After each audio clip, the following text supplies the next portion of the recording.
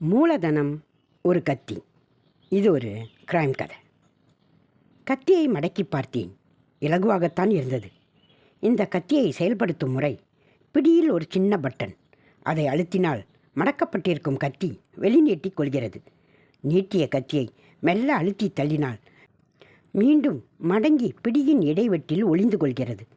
புதிதாக தொடங்கப் போகும் தொழிலுக்கு மூலதனமாக இந்த ஒரு கத்தி போதும். வாங்கிய கத்தியை பல தடவை ஒத்திகை செய்து பார்த்து பார்த்து நன்கு மனப்பாடமாகியிருந்தது. கால்சட்டை பையில் கத்தியை வைத்திருப்பேன். சரியான சமயம் பார்த்து வயிற்றை குறிவைத்து கத்தியை வெகு நெருக்கமாக நீட்டுவேன். பணப்பையையும் தங்க ஆபரணங்கள் ஏதாவது அணிந்திருந்தால் அதையும் கலற்றச் சொல்லி மிரட்டுவேன். தேவை ஏற்பட்டால் வலி எடுக்கும் வரை அழுத்துவேன். பொருட்கள் கிடைத்ததும் தப்பித்து விடுவேன். இவைதான் நான் சமீப காலமாக தீட்டி வைத்திருந்த திட்டத்தின் நிகழ்ச்சி நிரல். சொந்த தொழில் செய்ய வேண்டும் என்று பலர் ஊக்குவிப்பது இதற்குத்தானோ? யாரிடமும் கை கட்டி நிற்க வேண்டிய அவசியமில்லை. பொருளாதாரம் விழுந்தால் என்ன, எழுந்தால் என்ன, யாரும் வேலை விட்டு நிறுத்த முடியாது. சாதுரியம் இருக்கும் வரை நான் திருடித்தான் தின்ன வேண்டும். கரணம் தப்பினால் மரணம் என்பதும் நினைவில் உண்டு. சுங்கை டுலோங் என்ற ஊர் ஒன்று கிளப்பேராவில் சின்ன மூலையில் ஒடுங்கி கிடக்கும் ஊர். அந்த ஊரின் பொது போக்குவரத்து வசதியெல்லாம் கிடையாது. பொது பேருந்து இறக்கிவிட்ட இடத்திலிருந்து குடியிருப்பு பகுதிக்கு செல்ல வேண்டுமானால் அங்கிருந்து குடும்பத்தில் உள்ளவர்களின் உதவியை நாடி வண்டியை எடுத்து வர சொல்ல வேண்டும். அதற்கு வசதி இல்லாதவர்கள் அந்த வழியே போகிறவர்களிடம் தொற்றிக்கொண்டு போனால்தான் ஆயிற்று. ஏறிக்கொள்ளவும் ஏற்றிக்கொள்ளவும் அறிமுகம் எல்லாம் தேவையே இல்லை. மலாய்க்காரன், சீனன், தமிழன் என்ற பாகுபாடெல்லாம் கிடையாது இந்த விஷயத்தில். எல்லோரும் இந்த ஊர் போக்குவரத்து கஷ்டத்தை உணர்ந்தவர்கள்தானோ என்னவோ. இதைத்தான் எனக்கு சாதகமாக பயன்படுத்தி கொள்ளப் போகிறேன்.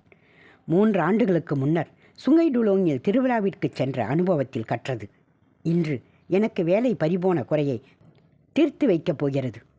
மிக சாதாரண உடைதான் அணிந்து கொண்டேன். சின்ன பையை தோளில் தொங்கவிட்டேன். பார்ப்பதற்கு எங்கிருந்தோ பயணப்பட்டு வந்திருக்கும் தோற்றத்தை கொடுக்கும் இந்த பை. ஆனால் இது கொள்ளையடிக்கப் போகும் பொருட்களை திணித்து கொள்ள பயன்படப் போகும் பை. சுங்கை டுலோங் சாலை தலைப்பில் நின்று கொண்டேன். பெரிய சாலையிலிருந்து உள்சாலைக்கு நுழைவோர் எல்லோரிடமும் கை காட்டினேன். 3 பேர்தான் இதுவரை கடந்தனர். மூவரும் எனக்கு பாராமுகம் காட்டினர். அதிக நேரம் நின்றதால் கால் கடுக்கத் தொடங்கியது. அரை மணி நேரம் கடந்திருக்கும். இன்னும் எதுவும் வந்து வாய்க்கவில்லை. முதல் முறை என்பதால் நம்பிக்கையும் கொஞ்சம் அல்லாடியபடியே தான் இருந்தது. இந்த அல்லாடலின் பயத்தின் கலவையும் உண்டு. அதோ ஒரு கார். கையை காட்டி சமிக்ஞை செய்தேன். வண்டி நின்றது. அப்பாடா, முதல் கட்டம். வண்டியை பிடித்தாகிவிட்டது. வண்டியின் கதவை திறந்து சுங்கை டுலோங் போகணுன்னே என்றேன். நானும் அங்கே தான் போகிறேன், ஏறிக்கிங்க என்றார் காருக்கு சொந்தக்காரர். ஆளை பார்த்தால் என்னை விட உருவத்தில் கொஞ்சம் பெரிதாக இருந்தார். தொப்பை தள்ளியிருந்தது. அந்த பழைய கடமுடா காரின் ஸ்டேரிங்கை ஒற்றை கையால் உருட்டி லாவகமாக வண்டியை எடுத்தார். இன்னொரு கையில் டன்னில் ரக சிகரெட் புகைந்து கொண்டிருந்தது. சுங்கை டுலோங்கில் யார் வீட்டுக்கு போ என்று கேட்டார். என்ன பெயர் சொல்வதென்றே தடுமாற்றத்தில் உடனே அகப்பட்டது முன்பொரு தடவை திருவிழாவுக்கு கூட்டிச் சென்றவரின் பெயர். அதை மாட்டிவிட்டேன். பெயரை கேட்டு முணுமுணுத்து கொண்டார். நெற்றியை தேய்த்தார். யாருன்னு தெரியலையப்பு என்று ஓட்டுவதில் கவனத்தை செலுத்தினார். எந்த சமயத்தில் கத்தியை நீட்டலாம் என்று சரியாக முடிவெடுக்க முடியவில்லை. பயம் கலந்த தயக்கம் தொண்டையை நெரித்து கொண்டிருந்தது. என்னுடைய ஜீன்ஸ் சிலுவார் பேக்கெட்டில் கையை விட்டு கொண்டேன்.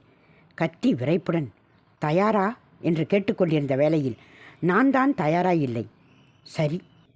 ஒரு நிமிடம் கழித்து கத்தியை சரியாக இந்த ஆளின் தொப்பை வயிற்றை நோக்கி நீட்டுவோம் என உறுதி எடுத்துக்கொண்டு கண்களை மூடினேன். மனதை ஒரு நிலைப்படுத்தினேன்.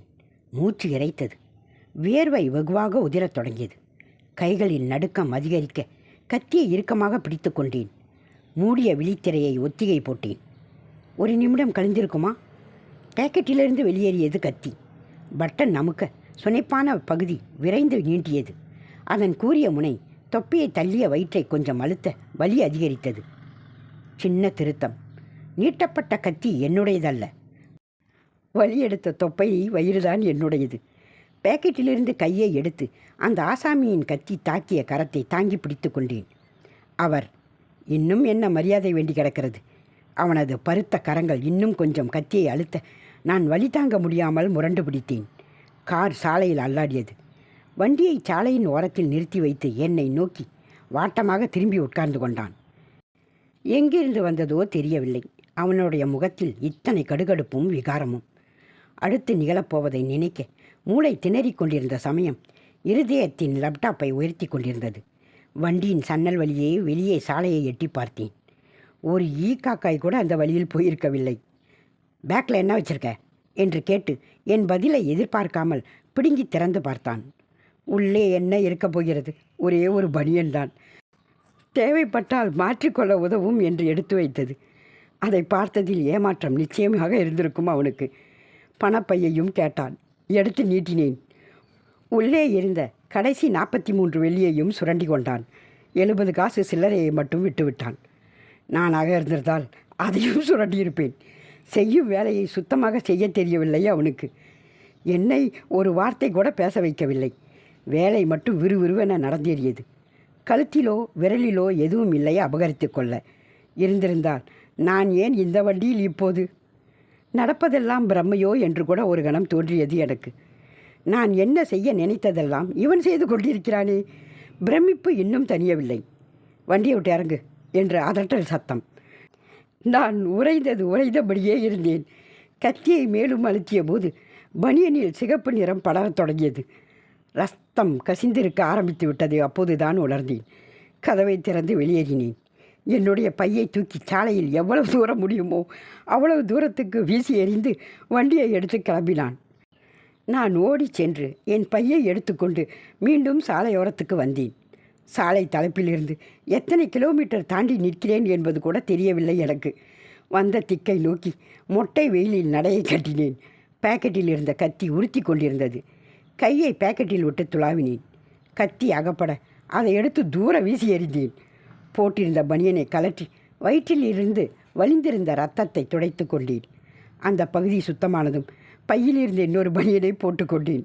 இரத்தக்கரை படிந்த பனியனை எடுத்து பையில் போட்டுக்கொண்டு நடக்கும் வேளையில் பின்னால் இருந்து கார் ஒன்று வரும் ஓசை கேட்டது.